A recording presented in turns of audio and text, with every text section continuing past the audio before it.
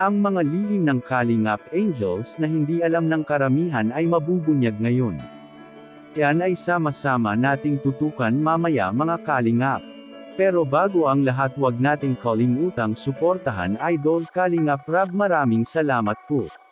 Unahin natin si Dara, isang artistahing Chinita na nakatira sa bundok, walang ama at ina, ang tanging kapatid lang na si Bea ang kasama. Matapang at responsable na ate, hindi pinapabayaan ang kanyang kapatid. Pangalawa si Joy, isang diwata na nakatira sa sira-sirang bahay, walang ama, ang tanging kasama lang niya ay ang kanyang nanay na si Nanay Milda at kapatid nito. Maganda at masunuri na bata, kahit malayo ang paaralan ay papasok ito para sa kanyang kinabukasan. Pangatlo si Rose Ann, isang walas tingting vendor na nakatira sa tabi ng dagat. 3 years old pa lang wala na siyang ama, ang tanging kasama lang niya sa bahay ay ang kanyang ina na may sakit. Ang kabuhayan lang nila Rose Ann ay magtitinda lang ng walas tingting para suporta sa araw-araw ng pangangailangan. Pang-apat si Carla, isang artistahing dalaga na kamukha ni Liza Soberano.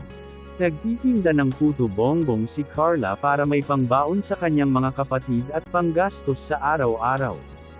Matalino at masipag na bata si Carla, hindi ikinahihiya ang kanyang ginawa sa paglalako ng puto bongbong araw-araw. Panglima ay si Viancy, isang mag-aaral na naglalabada para makapagtapos sa kanyang pag-aaral.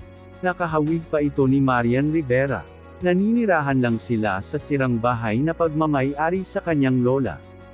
Si Viancy ay tumutulong sa kanyang nanay para may pangbaon at pang-allowance at magagamit sa pag-aaral. Pang-anim ay si Melka, isa ring taga-bundok at napakaganda ang boses nito.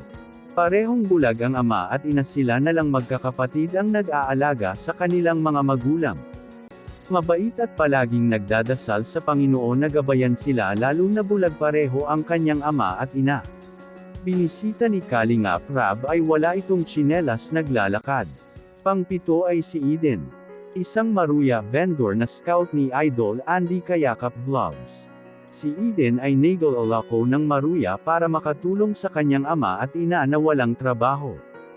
Gustong makapagtapos ng pag-aaral si Eden kaya nagtitinda siya ng maruya araw-araw.